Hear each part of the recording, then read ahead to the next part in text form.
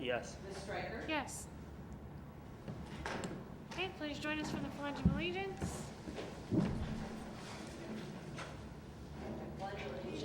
To the flag of the United States of America and to the republic for which it stands, one nation, under God, indivisible, with liberty and justice for all.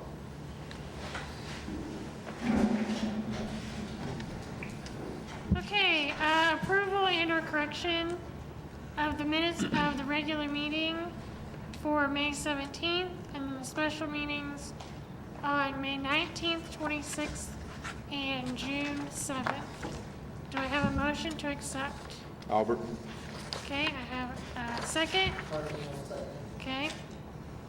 Any discussion, questions? Okay, I'll have a vote. Mr. Carmine? Yes. Mr. Dick? Yes. Mr. Ludwig? Yes. Ms. Stryker? Yes. Mr. Albert? Yes. Okay, no showcase items.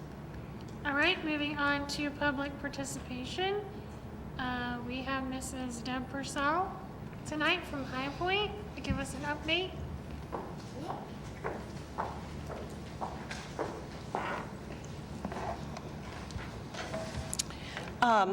Thank you very much for letting me come and speak to you in person.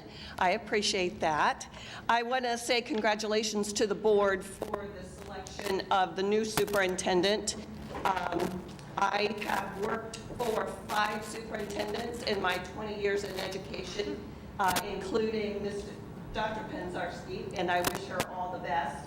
I think you've made an excellent choice in Mr. Thrush, and certainly look forward to what we can do in the future in working with him. Ohio High Point is in the middle of a major renovation project down in Bell Fountain. Dr. Smith is in the process of meeting with the stakeholders in Logan and Hardin and the 5 counties that we serve to see what types of different programming that we might be able to offer to students. One in particular I know that they're looking for is law enforcement and also some emergency medicine. So if you have opinions about that or want to share anything, please feel free to send me an email. I would be happy to share that information with Dr. Smith.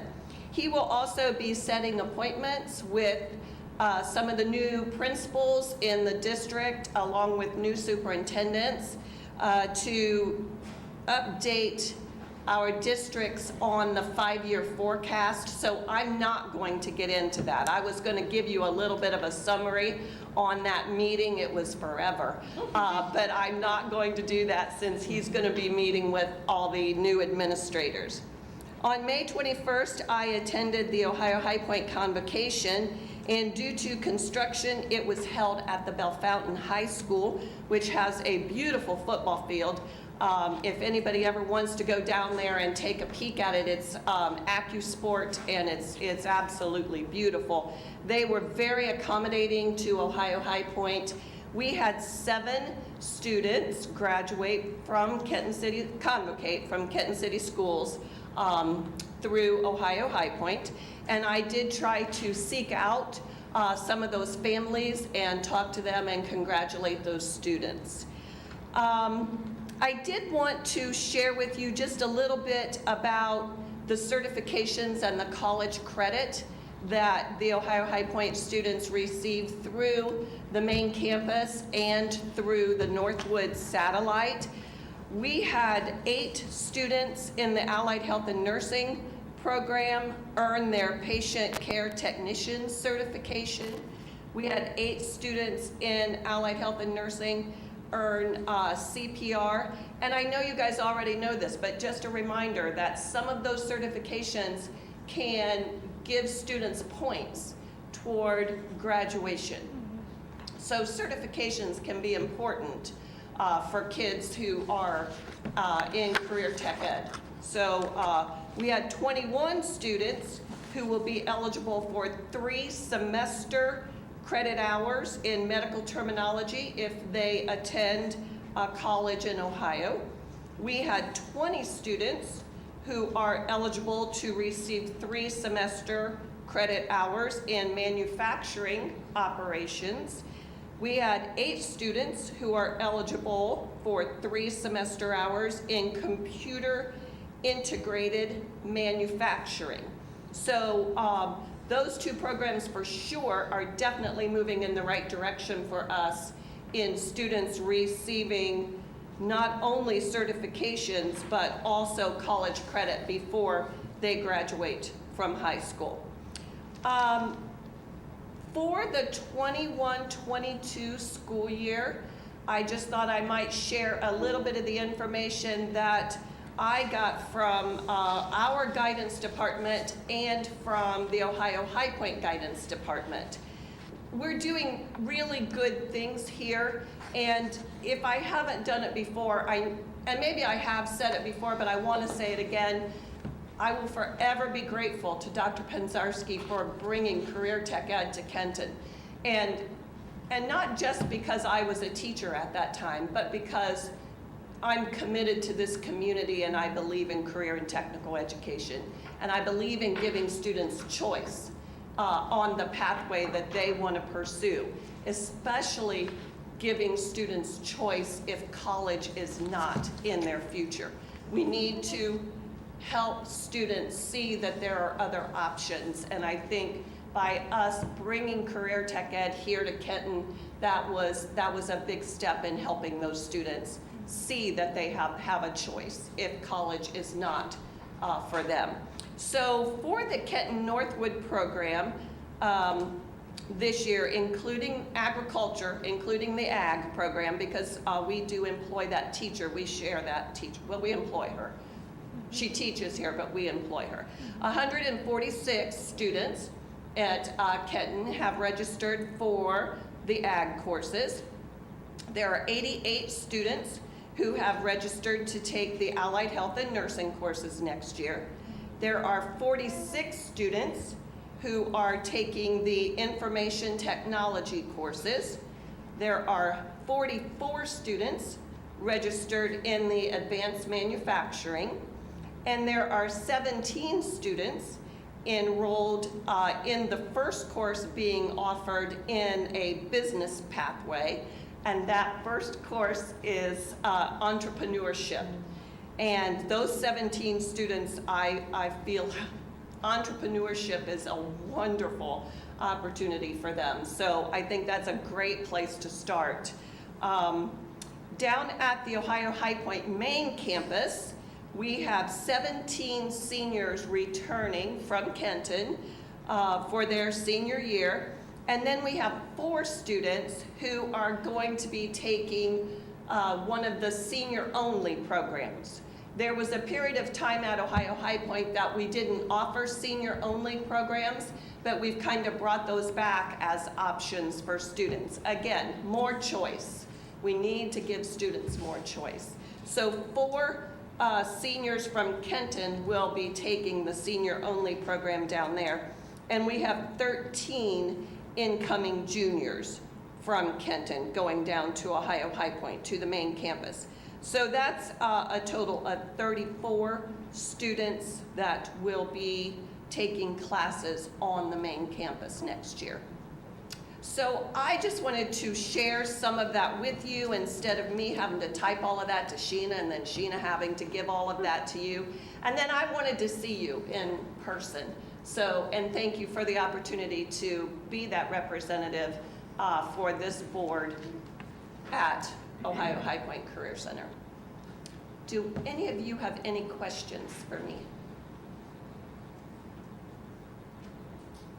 By all means, if anything comes. Well, I agree with you that we have a need that I'm going to be emailing you, reference the fire services. I think fire services, EMS, and I've been talking to some people. The law enforcement one's kind of sticky due to age requirements and things like that, but there is certain certifications that kids can get that they don't have to be 21, 20, and things like that.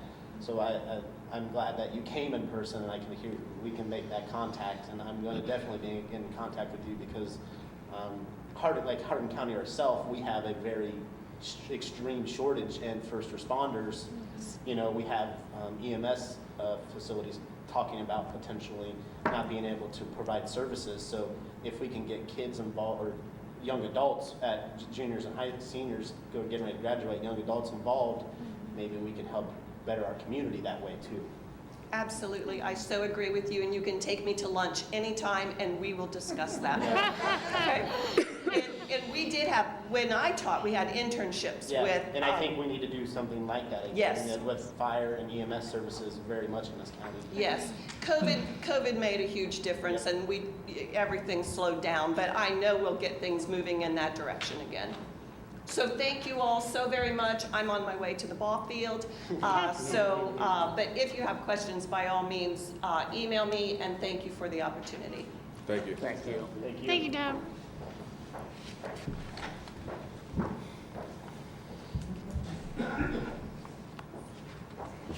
Okay, reports of the treasurer.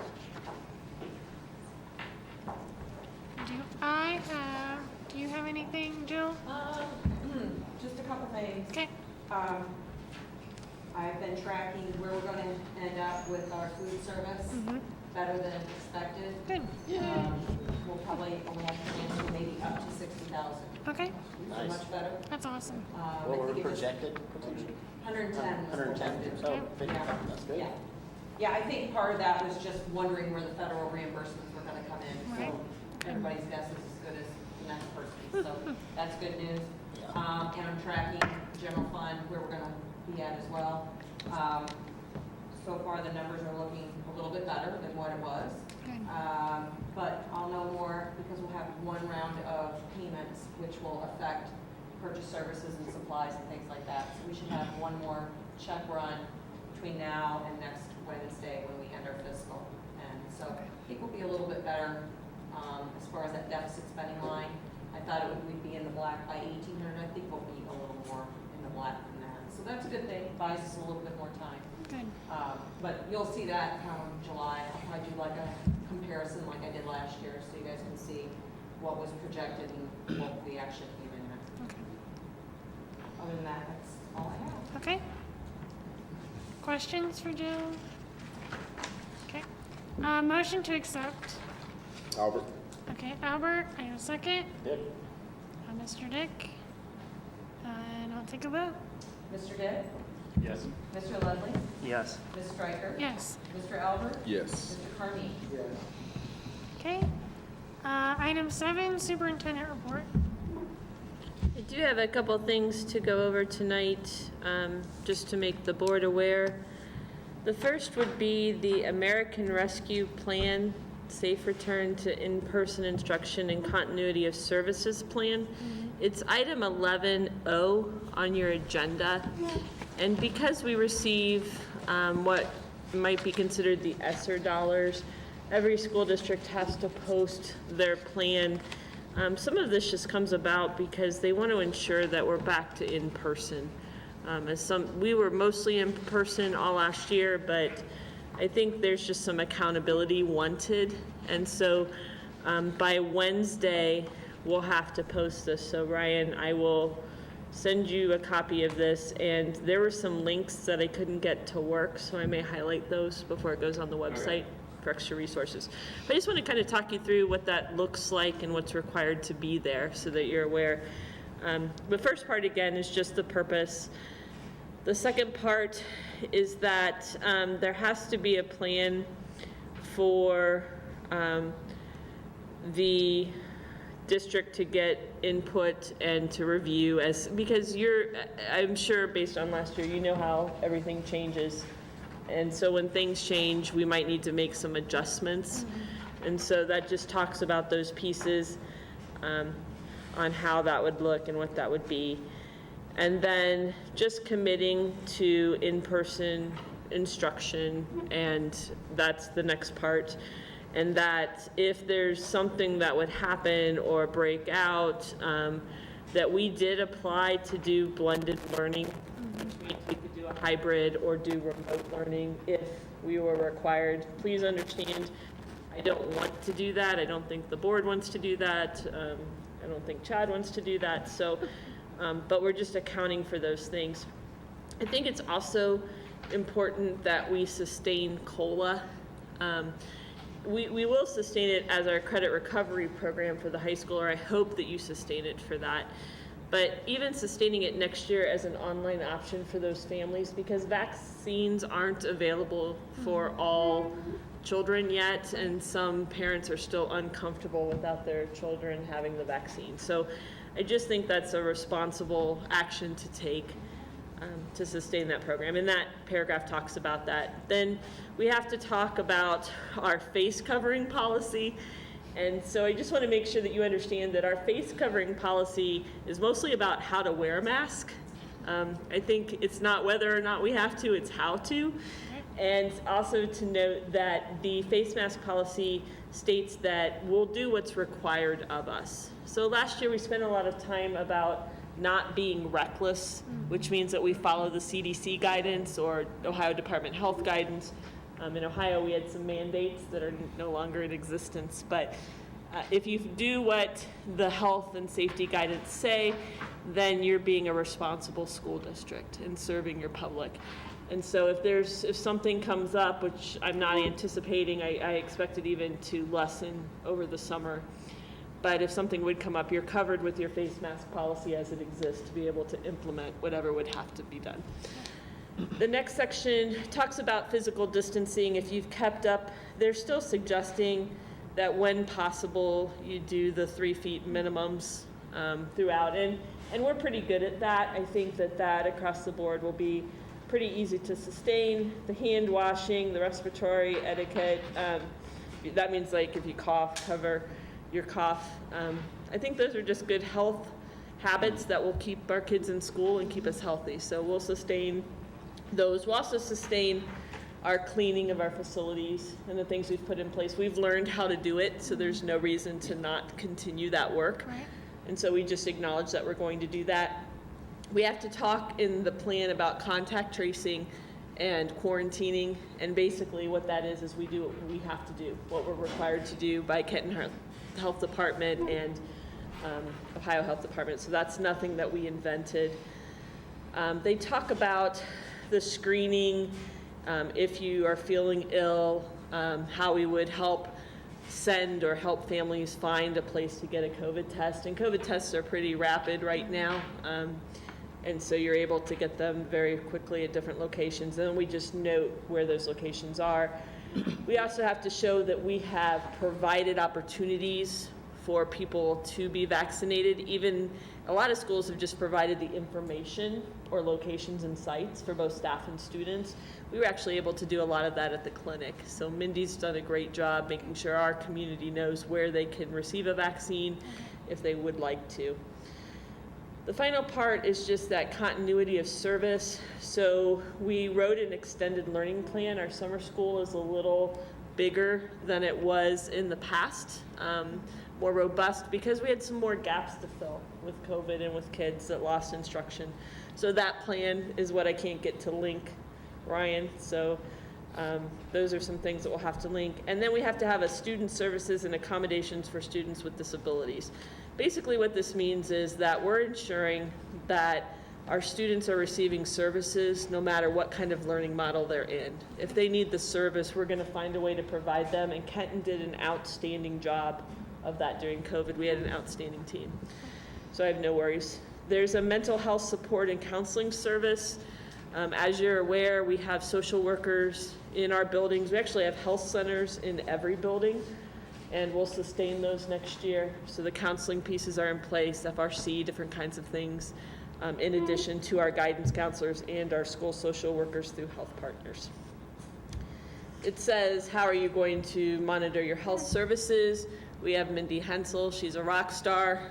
I know you know that. Mm-hmm. She truly was the hero without the cape this year, and she'll continue to drive us forward next year, as well as we're lucky that we have 2 open clinics, one at the elementary and one at the high school, and then just a middle school clinic that just serves middle school students. And so that's what I wrote for that piece. Family support, if they're facing challenges or needing resources, how we align those, and Midwest ESC, Midwest Regional ESC, has some liaisons that are able to help our families do that, as well as our health partners in our clinics and people like Mindy. And then just that we're committing to being open and committing to doing, following any rules or mandates to provide a safe return to in-person instruction. So that's what I'm asking the board to approve tonight, Okay. just so that we're all on the same page. And when Mr. Thrush comes in next month, which is next week, he'll be able then to lead you through the changes as they occur, but the baseline will be there. And so we'll post all this on the website by Wednesday, and I'll submit it to ODE. The only thing I wanted to also give you an update on tonight is kind of where schools are at with reopening. So what is really the guidance for schools right now? What does it say? And know that it's going to change. And I think I can say that with confidence because I figure it's probably already changed as we're talking, because I jinx myself all the time. I was going to do a PowerPoint for you and show you the different pieces, but I figured it would be obsolete by tomorrow morning with my luck. Probably. So talking about the different student groups, the masking requirement kind of across the board is if you're vaccinated, you don't need to wear a mask.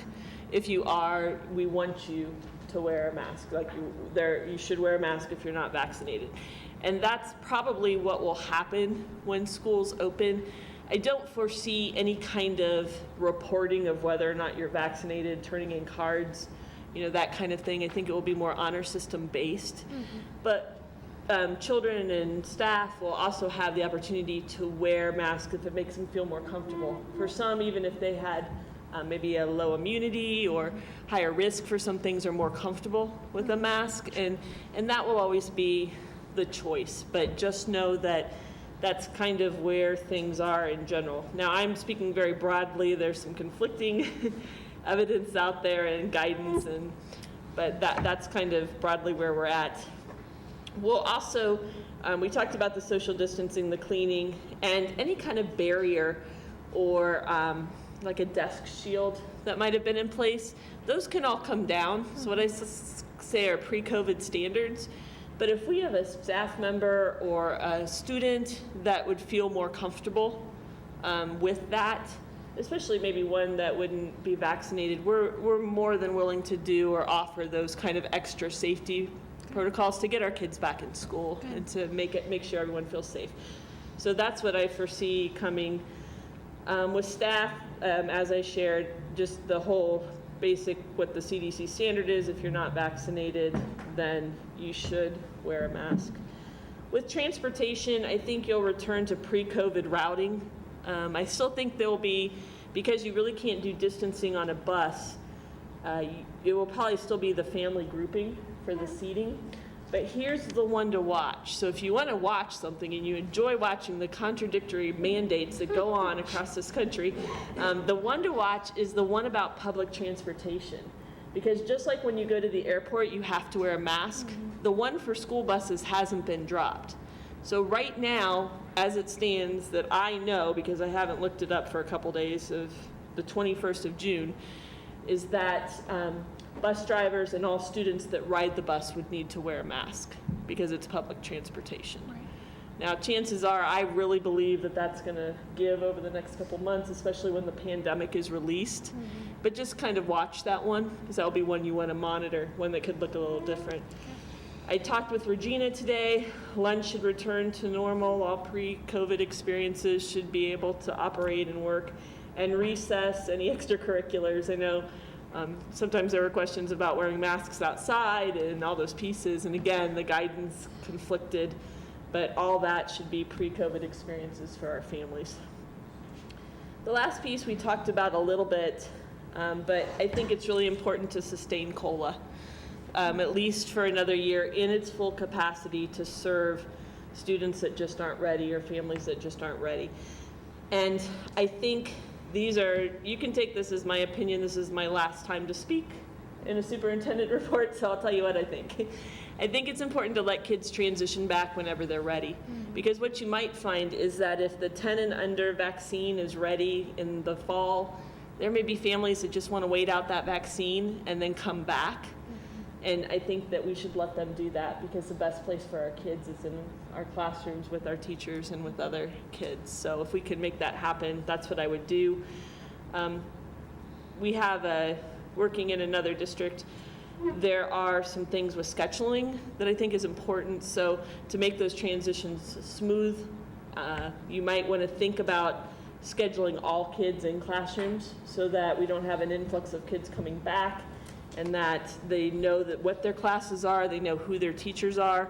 So if they choose COLA and then want to come back, maybe let's say second 9 weeks, they're already scheduled in classes. It's less work for guidance, less work for the families. There's less question about what are my classes going to be, how am I going to be scheduled, and we also can balance our classes in general. So I don't think we're going to have a large number in COLA, really. We didn't have a large number this year, but just being prepared and planning that out.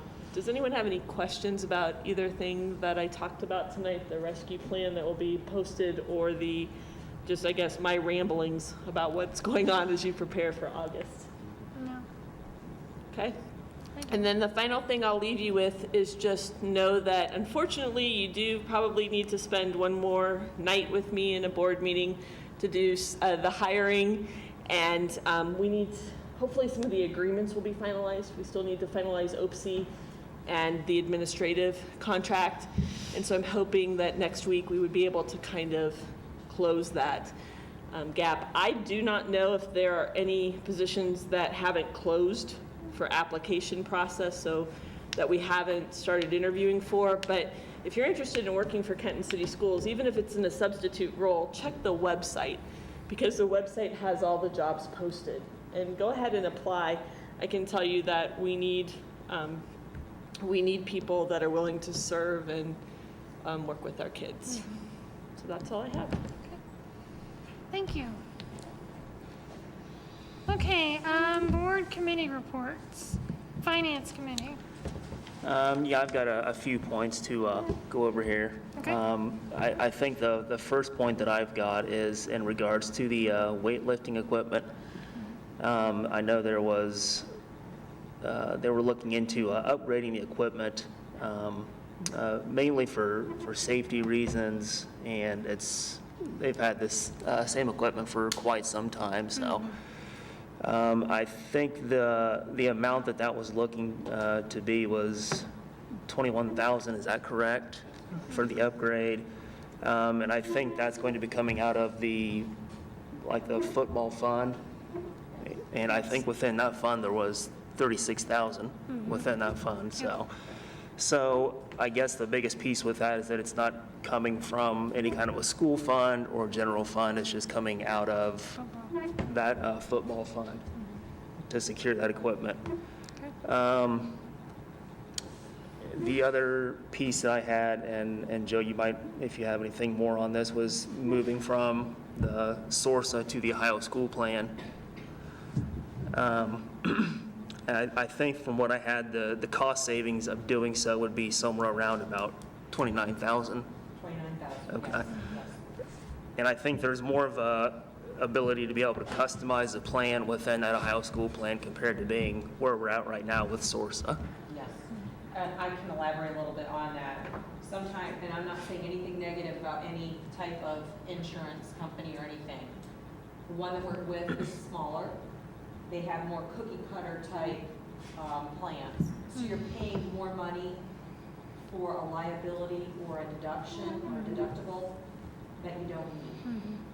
I've done some extensive comparisons, the advantages, pros, cons, and for the most part, we were paying more on a limit or deductible than we ever would even think we would need. We've never even come close to those types of deductibles. So what we're going to is a bigger pool, kind of like our insurance consortium. Right. We have a little bit more flexibility to do some things that tailor makes it towards the school, but still be covered under all those types of things that you need to be covered for. Okay. So we did save some money. It was a very true apples to apples comparison. The other thing too with Ohio School Plan is where our current one, SORSA, they put all of your your dollar values in one. So if you've got your bus, your your fleet, your property, your liability, your crime, your violence, it's all one dollar value, where the one that I'm suggesting we go to is each one is pegged out from the dollar value, so it gets more specific than it is in a lump sum. Okay. So therefore, we have a little more flexibility with that. And I think too, if you're in it for 2 years, you get a dividend back if they, maybe over-generated some savings. Okay. Some of those savings can go back. At the previous district I was at, there were times that we definitely got some, like a Bureau of Workers' Comp dividend. Mhm. They operate in the same manner. Okay. So they reward the schools back for maybe generating some revenues that are just kind of hanging out there, and they'll pay it back. But you got to be in the program for at least 2 years. So Okay. I just felt that this did us more justice than staying with the current. Right. Thanks, Jill. The last piece I was just going to touch base on real quick, I think, is looking at probably going from the power school to the front line as far as electronic forms goes and things. I think in general or overall, it's just more of a streamlined process. It just reduces, paper cost and postage. It's less clutter. I think we're looking at probably going with the front line on that one as compared to power school. Just because I think currently operate through, is it ASOP? Right. Through Frontline? Yes, we currently have Frontline, yes. So maybe a clarity on that. We got it actually from where Jen's going. I can tell you, it's an HR process and it's a dream. So everything is online, every form, every piece of paper I had to fill out, and it's a great way to track. So now we have lapses if someone doesn't turn in a form for a change of address, and they have to come to Oakleaf or send an email to do that. They can update it right in the system. There's a change of address form, and they just file that. And the process was so smooth, I came back and said, we need to look into this because we're still using paper here. Yeah, and so we did compare two venues. The one, the Power School, we actually use for payroll and accounts payable. The other one, Frontline, which we're going to go with. It seemed a little more slick. They had loadable forms that were already pre-made, and you can do your own. Both of them did that, by the way. But also, we have Frontline, so our employees are very used to using Frontline because that's how we track our absences and our professional development, evaluations, and Mr. Thrush even said that when we've had issues, they've been very quick to respond. So both of them did a very good presentation. We just felt like this might benefit more people because they won't have to learn something new. Right. And like Jen said, it just makes it that much slicker and less paper to handle, so. Good. That's all I've got on my Okay. part. Thank you. Facilities.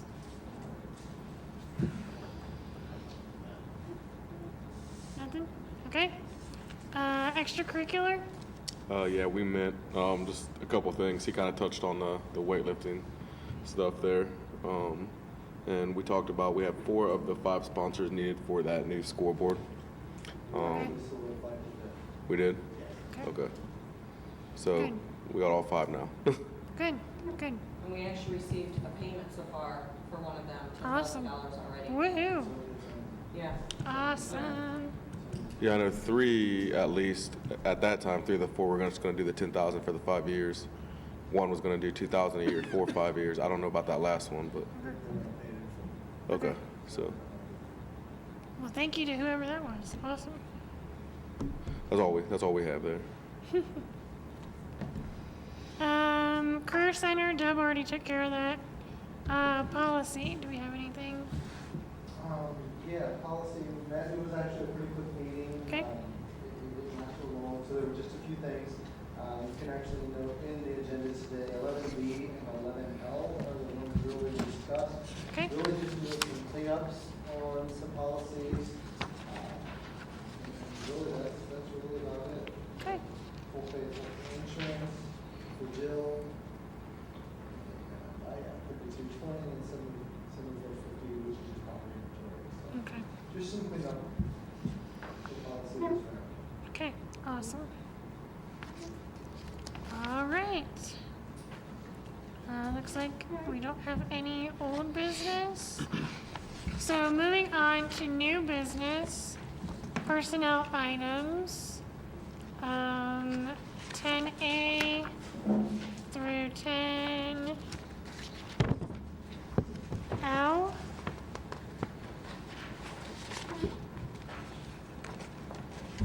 These look like new teacher hires, bus drivers, supplemental contracts. So do I have a motion to accept? Albert? Okay, Albert, second? Dick, okay. Any comments? Questions? I won't be voting on this, Okay, yep, because I'm listed under 10F, so I have to Okay. abstain. okay, Yeah. all right, okay. So let's go ahead and have a vote, please. Ms. Stryker? Yes, Mr. Albert? Yes. Mr. Carmine? Yes. Mr. Dick? Yes. And Mr. Leslie? Abstain.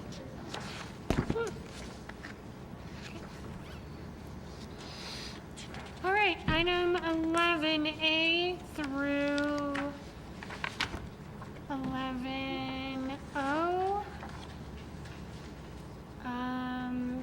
Couple policy changes. The safety rescue plan, or I'm sorry, rescue plan safe return that we talked about earlier. Insurance and donations. Let's see. Okay. Do I have a motion to accept? Ledley? Ledley? Carmina second. Questions, comments? Okay, I'll call for a vote. Mr. Albert? Yes. Mr. Carmine? Yes. Mr. Dick? Yes. Mr. Leslie? Yes. Ms. Stryker? Yes. Okay, before we get to 12, we have something to give to Jen, since this is her last meeting with us. Until you schedule one. Until we special one. schedule one.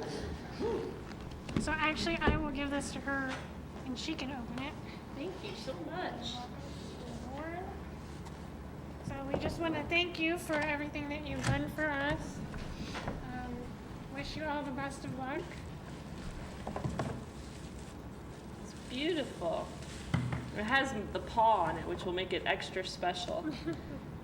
It just says, thank you for the years you have dedicated to the service of the district, students, and staff. And then at the bottom it says, inspiring all to inquire, dream, and excel. So I really appreciate it.